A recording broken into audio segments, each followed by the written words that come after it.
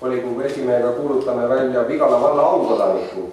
Ja see ei ole kindlasti masumärk, et sel aastal on üks, et siin on mitmed aastad olnud neid 3 kaupa.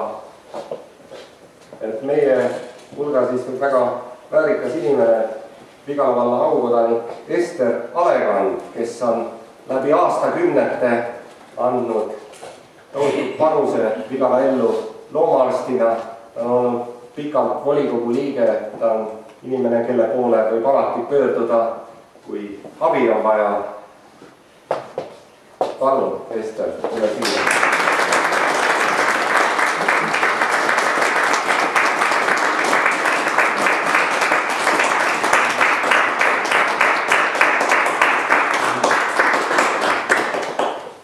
Nagu ikka aukodanikule on meil üle anda ade. Estri vagu, mis ta on oma adraga kümnud, on pikk ja muljetavaldav. Aitäh sulle!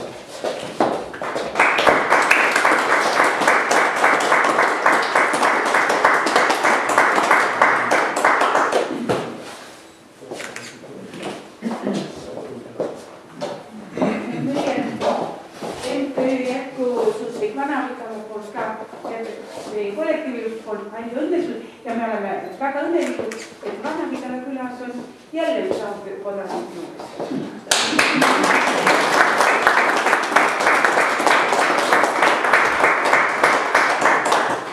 Ma vaatan praegu siia rahva hulka ja mul on nii hea meel näha inimesi, kellega ma olen aastaid koos töötanud.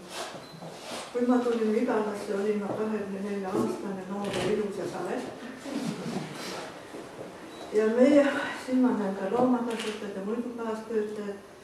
Ma pean ütlema teile kõigile aitäh, et te võtsite mind omaks ja me saime hästi läbi. Need loomakasvatajad teavad, kui raske periood oli euronormidele üleminek, aga meil läks kõik hästi. Kõigile aitäh, kes on minuga suhelnud ja mul ei ole ühtegi halba sõna öelda mitte kellegi kohta. Suur tänu meie vallavalitsusele, et nad